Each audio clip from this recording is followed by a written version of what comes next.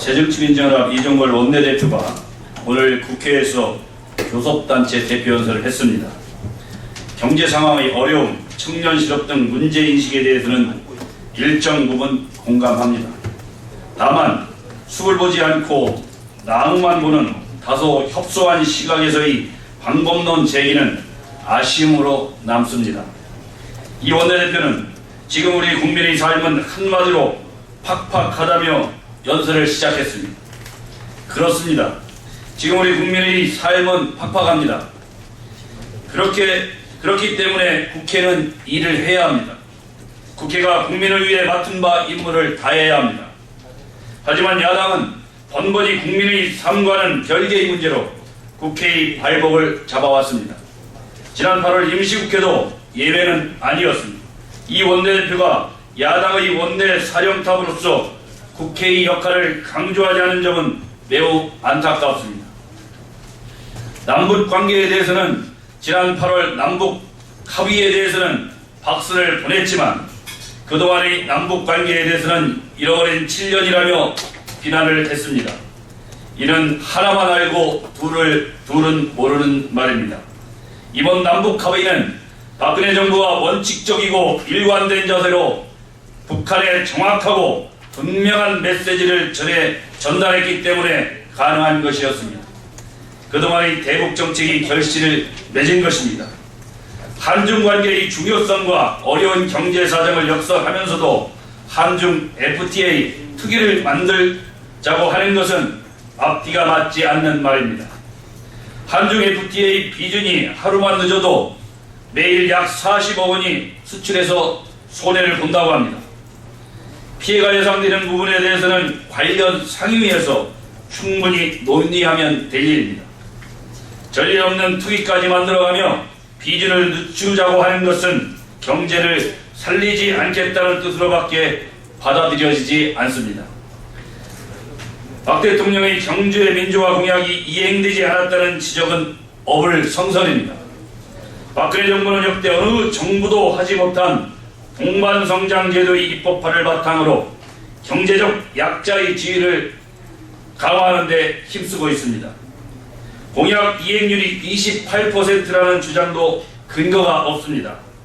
경제민주화 관련 공약 18개 중 정상 추진 중인 공약은 총 11개로 61%의 추진률을 보이고 있습니다. 나머지 공약들도 국회 상임위에서 논의 중입니다. 이 원내대표가 청년 일자리 창출하는 노동개혁이 되어야 한다고 말한 부분에 대해서는 적극 공감합니다. 노동개혁은 지금 우리 앞에 놓인 시대적 과제입니다. 청년 실업과 고용 불안정 문제를 해결할 때 대한민국의 밝은 미래가 펼쳐질 것입니다. 검찰에 대해 아무런 근거 없이 정치 검찰을 운운하며 비난한 부분은 심히 유감스럽습니다. 새정치민주연합에게 유리하면 정의 검찰이고 불리하면 정치 검찰입니까? 이 원내대표의 이러한 인식과 태도는 국민들에게 정치권과 공권력에 대한 불신만 심어줄 뿐만 아니라 대한민국의 그 누구에도 도움이 되지 않습니다. 이 원내대표의 오늘 연설은 국가와 국민을 위한 건설적인 대안 제시보다는 문제점을 줄줄이 나열하는 데 그쳤습니다. 제1야당의 원내대표로서 국회의 역할을 강조하며 해결 방법을 제시하기보다는 정부와 여당의 정책 비판에 초점을 맞춰 허탈감마저 만들게 만들었습니다. 이번 정기국회는 4대 개혁을 통한 민생 안정과 경제 활성화라는 본연의 목적에 충실해야 합니다. 국회가 맡은 바 임무를 충실히 이행할 때 비로소 국민의 팍팍한 삶은 윤택해질 것입니다. 국회가 제 역할을 하지 않고 정부를 향해서 비판만 한다면 대한민국은 한 발짝도 앞으로 나갈 수 없습니다. 새누리당은 이번 정기국회가 진정 국민을 위해 일하는 국회가 될 수 있도록 모든 노력을 다할 것입니다. 새정치민주연합의 적극적인 협조를 당부드립니다. 어제 있었던 박근혜 대통령과 시진핑 중국 국가주석과의 정상회담은 환난지교, 이심전심 등으로 상징되는 훈훈한 자리였습니다. 최대 교역국인 중국과의 경제 협력은 물론 정치적 상호 신뢰, 인적 교류를 현실화한 뜻깊은 자리이기도 했습니다. 무엇보다 북한의 지뢰도발 사건 이후 한반도의 안보 정세가 급변하는 상황에서 중국의 적극적인 협력을 이끌어낸 점은 발목할 만한 성과로 평가합니다. 또한 역사인식과 영토 문제 등을 두고 3년 이상 정체해온 한중일 세 나라의 정상회담 개최에도 의견을 같이 한 것은 매우 긍정적입니다. 중국과 이번 정상회담은 우리 기업인들에게 광활하고 무궁무진한 중국 시장을 여는 열쇠를 제공해 주었습니다. 이번 방중에서 역대 최대 규모의 경제 사절단이 동행한 만큼 빨간 경고등을 켜고 있는 우리 경제에도 훈풍이 불기를 기대합니다. 뿐만 아니라 한국문화 콘텐츠 시장을 확대하여 우리의 흥과 멋이 중국 대륙을 누빌 수 있도록 해야 할 것입니다. 우리나라의 치열한 독립운동의 주무대였던 중국에서의 훈훈한 소식에 국민들의 기대감도 커지고 있습니다. 새누리당은 이번 방중의 효과가 극대화될 수 있도록 국회 차원의 지원을 아끼지 않을 것을 약속드립니다. 아울러 대통령과 수행단 모두 남은 일정까지 내실 있는 발걸음으로 무사히 돌아오시길 기원합니다.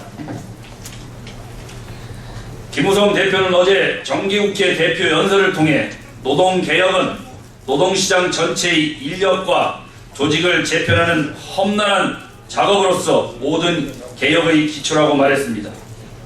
또한 전체 노동자의 10%에 불과한 노조가 기득권을 고수하면서 나머지 90%의 아픔과 슬픔을 도외시하는 행태를 지적하였습니다. 대기업 정규직 강성 노조의 명분 없는 파업과 자기 밥그릇 챙기기가 노동개혁의 걸림돌임을 직시한 발언이었습니다. 이에 대해 새정치민주연합 문재인 대표는 노동 현실을 너무나 모르고 정부의 노동정책 실패를 노조에 전가하는 위험한 주장이라는 비판을 하였습니다. 아연 실색할 따름입니다. 10%에 지나지 않는 노조의 기득권 때문에 나머지 90% 노동자들의 삶이 어려워지고 있는 현실을 외면한 발언입니다. 문재인 대표의 강성 노조의 손을 들어주는 어처구니 없는 현실 인식에 깊은 우려를 표하지 않을 수 없습니다. 일부 귀족노조와 강성의 투쟁 방식이 우리 노동계의 먹구름을 들이우고 있다는 현실은 삼척동자도 아는 사실입니다. 언제까지 특권 노조, 기득권 노조들이 자신들의 배불리에게만 몰두하는 것인지 묻지 않을 수 없습니다. 노동개혁은 사회 구성원 모두 함께 잘 살고 미래 세대를 위해서 추진하는 것입니다. 노동시장의 근본적인 체질 개선으로 새로운 질서를 확립해 나가는 것입니다. 노동개혁은 지금이어야 합니다. 부모가 자식의 미래를 걱정하는 마음으로 노사가 서로 양보하여 국민 모두가 기대하는 노사정 대타협이 이루어져야 합니다. 노동개혁은 더 큰 개혁을 위한 첫걸음입니다. 새누리당은 노동개혁이 성공할 수 있도록 모든 역량을 기울일 것입니다. 새정치민주연합 문재인 대표도 우리의 절박한 노동시장의 현실을 직시해주기 바랍니다. 노동개혁을 성공적으로 완수할 수 있도록 강성 노조의 양보를 이끌어내는 대승적 결단을 내려주기 바랍니다. 그리고 오늘 오전 최고위에서는 중앙선거관리위원회 후보자를 추천을 의결했습니다. 후보자는 김태현 변호사로서 55년생이고 서울대학교 법과대학을 졸업하고 전 부산지방검찰청 검사장, 법원연수원장을 역임했습니다. 그리고 오늘 김태훈 의원 아들에 대한 중앙윤리위원회 결과를 보고했습니다. 보고한 결과 그동안 중앙선거관리위원회에서 조사한 결과는 근거 없는 것으로 확실하게 판단됐습니다. 휴대폰 통화 기록까지 조사를 했고 객관적 자료를 대부분 조사를 했습니다. 또 검찰에서 조사하는 것 같이 철저하게 조사를 했습니다만 근거 없는 것으로 판단되었습니다. 그리고 오늘 여의도 연구원에서 서강대 가족기업에 의뢰한 포털, 모바일 뉴스, 네이버, 다음, 메일 화면, 빅데이터 분석 보고서에 대한 보고가 있었습니다. 이 보고서에 하면 구조적 기사의 선택과 제목의 표현이 편향 왜곡되었음이 드러났습니다. 여론 형성이 왜곡될 수 있고 편향된 여론 조성이 될 수 있다는 우려를 표했습니다. 의도적인 것 같지는 않았습니다만 기사의 선택이나 워딩, 표현 이런 것들이 언론의 기능 역할을 하고 있다고 판단되고 잘못된 것으로 판단하고 있습니다. 그래서 공정성, 객관성이 부족한 것으로 드러났습니다. 이는 객관적인 조사를 했습니다. 지난 6개월 동안 5만 건에 대한 뉴스 포털 메인 화면에 대한 1월부터 6월까지 조사 결과로 확인되었습니다. 자세한 내용은 저희가 대변인실에 자세한 내용은 자료를 참고해서 전해드리도록 하겠습니다. 이상입니다.